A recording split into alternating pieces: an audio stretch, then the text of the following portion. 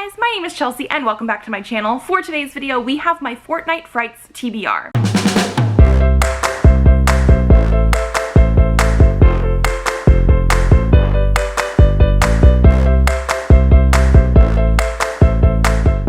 So the Fortnite Frights is a readathon that is going to be happening from October 18th through 31st, and I'm very excited about it.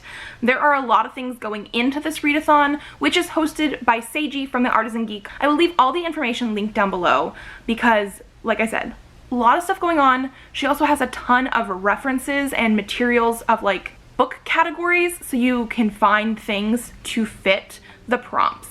And I really enjoyed that. But we're just gonna go over my TBR today. I have 5 books that I wanna try and read in this 2-week period. We are having a bingo board for this readathon, which I actually really enjoy. I think this is one of the more fun ways to do the prompts for a readathon, especially then it makes it so you don't have to necessarily hit everything unless you really do wanna do a blackout board. And there are 2 ways to do this readathon based on the bingo board. You can either try to get a bingo, or you can take 2 of the prompts and combine it into 1 book. So if you know that you're probably not going to read multiple books in a 2-week period, because some people just can't do that for every readathon, so I do think this is a good way to still participate even if you are only planning on reading 1 book. And so I guess this is supposed to be like an easy way and a hard way. However, I personally really found it very easy to get multiple prompts per book. So out of all 5 books that I have, we actually have at least 2 prompts for each book. So what I'm gonna do really quick is just go through the prompts that we have on our bingo board, and then I'll tell you the books I want to read. So these are books with an undead character, with a disabled character or author, written by a Latinx author, a short story, written by a mainland European, a poem written before 1960, a gothic novel by a person of color, written by an author from Asia, a translated piece, a horror comic, written by an LGBTQ+ author, a piece of dark fantasy, written by an indigenous author, book with a green cover, and written by a Black or African author. So again, I'm loving the fact that a lot of the prompts are dealing with diversity. I feel like more readathons definitely need to do this to encourage some people, because some people need that encouragement, to read more diverse. And then like I said, I have 5 books that I want to read in this 2-week period. So the first one we have here is Night of the Mannequins by Stephen Graham Jones. This one is going to fit for the short story prompt as well as written by an indigenous author prompt. I don't know much about this. I basically saw Kayla from Books and Lala read this, and I tried not to listen to too much of what she actually said it was about. She really enjoyed it. I think she gave it 5 out of 5 stars, and I just sort of skipped a little bit of that video so I would not be spoiled for it, but it is something to do with mannequins and murder, maybe? The next one I have here is Every Heart a Doorway by Shauna McGuire. This one fits for the dark fantasy prompt. I was able to figure out that this was dark fantasy based on the lists and compendium that Seiji put together, so thank you again for that.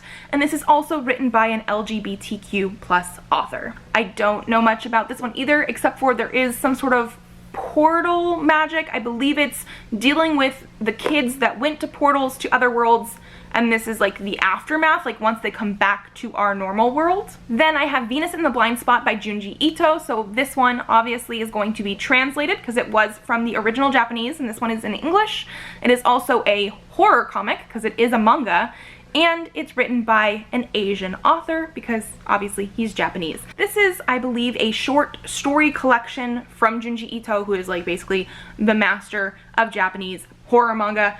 I absolutely love his work. I've read almost everything that has been translated into English, and this is the newest one, just came out last month, and I'm very excited to get to it because it is most likely short stories. I don't know too much about what's going to go on. However, the writing style, the art style, everything is always super creepy, and I'm very excited. Then I have The Hound of the Baskervilles by Sir Arthur Conan Doyle. So this one is going to fit for published before 1960, because this is from like the 1800s, and also the European author. I know he's technically British, but I'm considering that as my, you know, United States American self to be European. I'm pretty sure it fits. I don't know about mainland Europe, but we're going with it.